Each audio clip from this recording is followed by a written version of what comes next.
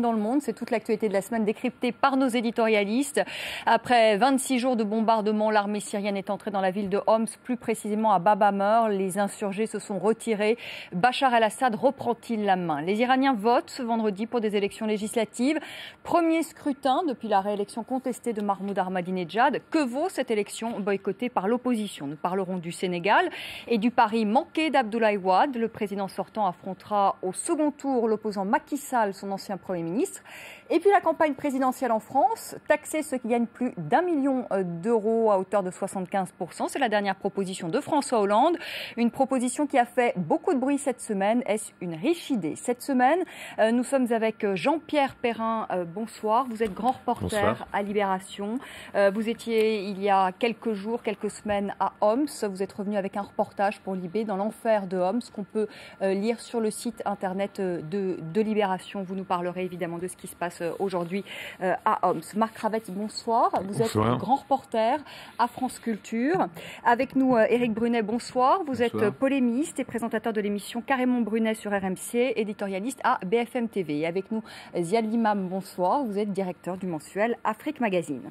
Et on commence cette semaine encore avec la situation en Syrie. Le quartier de Bab Amr à Homs a été donc repris par l'armée. Ce quartier, vous le savez, était le symbole du soulèvement contre le régime de Bachar el-Assad. Je vous propose ensuite d'écouter Nicolas Sarkozy qui revenait ce matin sur l'exfiltration d'Édith Bouvier et de William Daniels. On va en parler dans un instant, mais avant, si vous le voulez bien, tout de même, la situation aujourd'hui à Homs. Ce qui se passe, c'est un scandale. Il y a plus de 8000 morts, des centaines d'enfants, et la ville de Homs qui menace d'être rayée de la carte. C'est absolument inacceptable. Jean-Pierre Perrin, je le disais, vous étiez à Homs, vous étiez d'ailleurs aux côtés de Marie Colvin.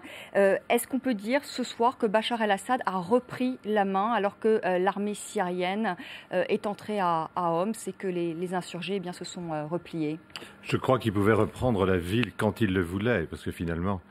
le quartier qui résistait, on pouvait compter quelques centaines de combattants, peut-être un millier, difficile à savoir, une quarantaine en tout cas de poches de résistance dans cette ville. Et face à la guérilla de l'armée syrienne libre, on avait une armée extrêmement puissante, dotée d'artillerie, de chars, de commandos, de troupes plutôt aguerries.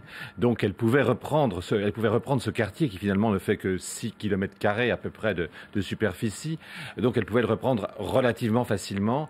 Mais c'est un symbole aujourd'hui. Oui, elle n'a pas voulu le faire. Elle n'a pas voulu le faire directement. Je pense qu'elle a voulu donner l'impression à toute la Syrie d'une punition collective en leur disant « Regardez ce qui vous attend si vous continuez à vous soulever. Si d'autres villes se soulèvent, regardez ce qu'on fait subir à Bab Amr et ensuite vous aurez le même sort. » Après, elle a décidé que le temps était venu d'attaquer le quartier. Elle l'a pris hier ou avant-hier.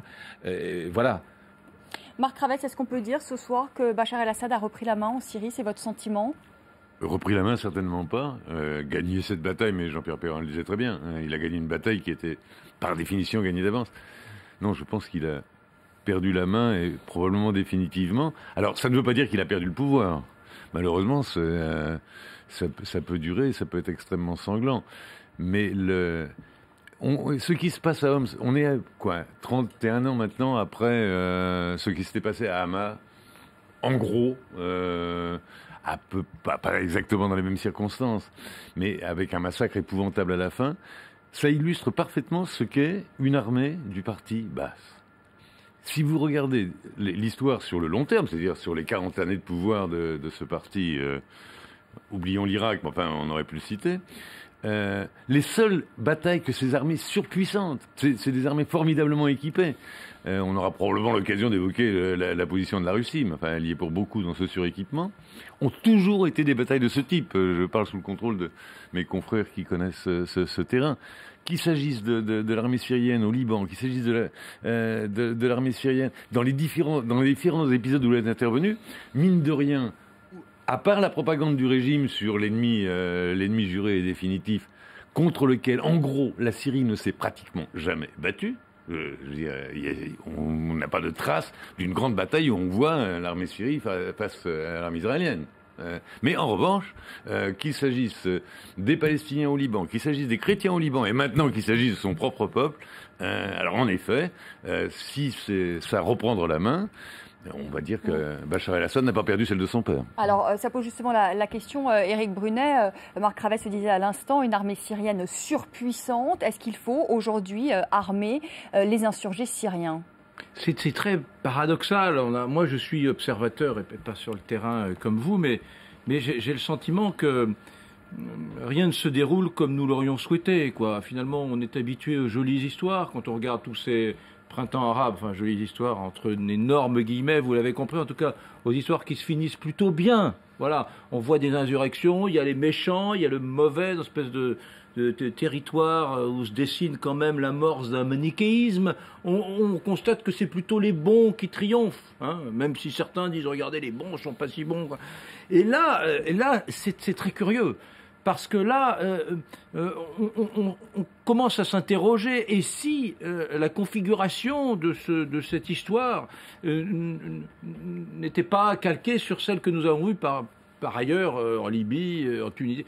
Et vraiment, moi j'ai une énorme inquiétude. Encore une fois, en tant qu'observateur, je trouve ça très curieux. Alors oui, pour répondre à votre question, on a envie naïvement de dire, voilà, aidons ces insurgés, mais je prends la mesure du fait qu'on est dans un territoire très différent de ce qu'on a connu jusqu'à présent, avec un Assad qui a perdu, mais qui n'a pas perdu du tout. On se demande où sont ses ressources. Mais on voit qu'il a du soutien, on voit son épouse qui fait la une d'un magazine comme le Figaro Magazine, etc. Et on se rend compte que sur le territoire de la communication, c'est quelqu'un qui est très expert, qui est très malin. On voit qu'il a des télévisions qui le montrent, faisant des rodomontades à l'occasion d'une consultation électorale. On se rend compte qu'on n'est pas du tout dans quelque chose d'abrupt, une espèce de dictature bête et méchante, mais on est dans un territoire de subtilité qui peut nous amener à nous interroger. Et si ça marchait pas ? Et s'il ne tombait pas ? Et s'il ne tombait pas, Ziad Limam ? Ça c'est la question. Non, moi, ce qu'on a dit souvent sur ce plateau, c'est que, in fine, ça tombera. Le problème de tout le monde, c'est de savoir qu'est-ce qui va se passer le jour où ça tombera. Parce que, comme disait notre ami, il y a un effet géostratégique qu'on ne mesure pas dans cette région qui est très compliquée. D'abord, on a parlé du conflit entre les sunnites, les chiites, les alaouites, les druzes, les chrétiens. On a dit que la Syrie, c'était une création récente, que c'est une espèce de mosaïque de peuples, de cultures, de gens, de religions qui ressemble un peu à l'Irak. C'est un peu la même situation. Donc la grande trouille aujourd'hui, c'est quoi ? C'est pas forcément de liquider les Assad et de mettre les Alaouites de côté, c'est d'avoir une guerre civile qui succède réellement à la situation d'aujourd'hui et qui s'étale. Les insurgés aujourd'hui, hein. Oui, c'est toute la discussion est là. Comment faire tomber le régime sans rentrer dans un processus de guerre civile avec des implications régionales ? Je rappelle encore une fois, Irak, Israël, Iran, enfin les joueurs qui jouent sur ce terrain. Comment on peut expliquer l'attitude extrêmement prudente et à la fois agissante des États-Unis, parce qu'ils sentent bien que c'est un terrain à multiples, j'allais dire, les portes à multiples portes. Jean-Pierre Perrin, vous qui étiez avec les insurgés, est-ce qu'il faut aujourd'hui les aider ? Est-ce qu'il faut aujourd'hui les armer ? On a entendu Hillary Clinton, la secrétaire d'État américaine, qui dit oui, mais il y a des membres quand même, ça pourrait profiter à Al-Qaïda, ça pourrait profiter au Hamas. Quel est votre point de vue ? Il le demande de toute façon, il demande cette aide, il demande même une intervention militaire, ce qui n'était pas le cas au début de la crise syrienne, de la révolution syrienne. Au départ, ils ne voulaient pas d'intervention étrangère, puis voyant que leur cause progressait peu ou pas suffisamment, peu à peu, ils ont demandé des choses supplémentaires, une aide humanitaire, après une zone de non-intervention aérienne, et enfin maintenant des armes, voire une intervention militaire des puissances occidentales. Mais je voudrais juste quand même revenir sur ce que vous avez dit, parce que je suis entièrement en désaccord. Non, le régime n'est pas malin.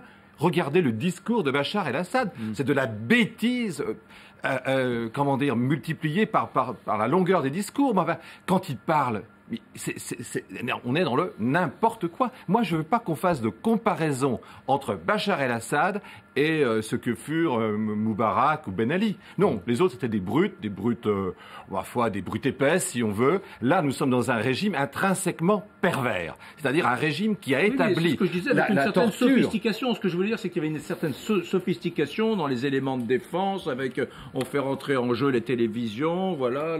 À chaque fois, ça se retourne contre le régime. Oui, j'entends bien. Là, c'est la différence, par exemple. On ne torture pas en Syrie pour faire parler les gens. On torture pour torturer. C'est quand même une nature extrêmement perverse et cruelle. De tous les gens que j'ai rencontrés qui avaient été torturés, je leur demandais, mais on vous demandait quoi? Mais rien. On nous torturait parce qu'il fallait nous torturer. Et vous avez des médecins qui étaient torturés. J'ai rencontré quand même un étudiant en français qui était torturé parce qu'il apprenait le français et qu'il était de Baber-Hamro. Vous vous rendez compte dans l'absurdité dans laquelle on est? C'est pour ça qu'il y a le risque... Je le redis, le risque d'une réelle guerre civile dans un affrontement parce que la perversion s'explique aussi par des fractures très anciennes dans cette région entre je vous dis les Alaouites qui tiennent le pouvoir d'une main de fer comme nous disait Marc depuis un certain temps. Si ces gens perdent le pouvoir, ils seront massacrés à leur tour. Moi je pense que on ne le sait pas. Je sais pas, mais c'est un point d'interrogation. C'est le risque. Ouais. Et la deuxième chose, moi je trouve qui interpelle les journalistes. Est-ce que ce régime tient ou est-ce que ce régime est en train de s'effondrer? Parce que moi je suis quand même stupéfait de voir une armée fonctionnelle qui va casser qui rentre dans les quartiers. Je vois pas on dit que l'économie s'effondre, je la vois pas s'effondrer.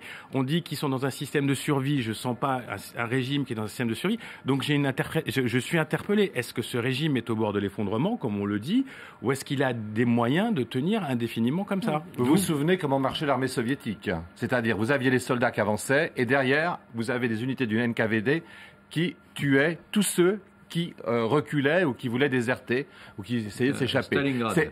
Exactement. Et notamment Stalingrad. Là, c'est exactement pareil. Vous avez derrière les forces syriennes, vous avez tout un ensemble d'unités, des services qui sont là, prêts à éliminer tous ceux qui n'iront pas à la bataille. Juste très court. La Syrie, c'est une société assez sophistiquée quand même. Il y a des hommes d'affaires, il y a une classe d'affaires, il y a une classe intellectuelle, etc. Donc ces gens-là, ils sont bien en train de voir que leur pays est en train de s'effondrer. Qu'il est en train de se fracturer. Donc comment ça se fait que ça tient? C'est ça moi qui m'interpelle. Comment ça se fait que les classes d'affaires chrétiennes qui sont à Damas ne rejettent pas ce régime qui est en train de les ruiner? C'est quand même une question intéressante. Et on aimerait bien avoir quelque chose qui vienne de l'intérieur parce qu'on ne comprend pas la situation. La question, ma naïveté, c'est les confinements géographiques. Pourquoi est-ce qu'il y a des espaces, des territoires de rébellion et pourquoi est-ce qu'il y a des territoires de moins de rébellion? Vous pourriez me répondre là, Oui, bien sûr. Bien sûr. On a le droit de poser des questions. Vous avez le droit de poser des questions. Écoutez, c'est Jean-Pierre Ferrat qui va vous répondre. Je vais des répondre. Oui, évidemment, vous avez à Alep, par exemple, qui est une ville qui est peu de rébellions, mais il y en a eu quand même, notamment à l'université. Vous avez toute une classe d'affaires qui faisait des affaires avec le régime. Et là, on s'aperçoit simplement que le régime, et pas seulement le régime, les Irakiens, par exemple, viennent acheter des produits, viennent donner du travail, vous avez toute une sorte de collusion d'intérêts qui permet à la ville d'Alep, parfois de tirer profit et son sort est totalement lié à celui du régime. Et puis, on a toujours la peur de l'inconnu, quand même. Marc Kravetz, parce que je voudrais qu'on parle rapidement de l'Iran. Malheureusement, il ne reste plus beaucoup de temps.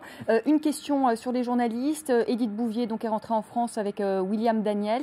Est-ce que les journalistes doivent encore aller en Syrie? Je vous pose la question parce que Nicolas Sarkozy a dit quand même que l'opération pour exfiltrer les journalistes avait quand même coûté la vie à des militants et qu'il fallait peut-être être un peu plus prudent à l'avenir. Alors, est-ce qu'il faut retourner sur le terrain?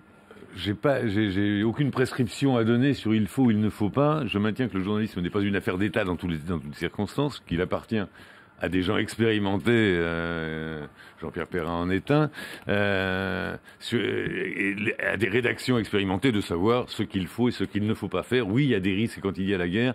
Je ne pense pas. Alors, il y a une spectacularisation du journalisme, y compris à travers ces drames. Évidemment, c'est terrible ce qui se passe ou ce qui s'est passé. Mais ce ne sont ni les premiers, ce ne sont hélas pas les derniers dans cette profession. Voilà, on est là pour essayer de faire comprendre ce qui se passe et raconter ce qui se passe. Et tant qu'il y a encore des gens qui peuvent se déplacer, il faut continuer à le faire. Et toutes les décisions se prennent à partir de mesures précises, des risques et des endroits où on peut aller, où on ne peut pas aller. Il n'appartient ni au président de la République, ni à personne d'autre de décider à la place des journaux, jusqu'à plus ample informé. Je trouve quand même que, c'est pas la première fois que ça se produit, Sarkozy est dans son rôle quand même.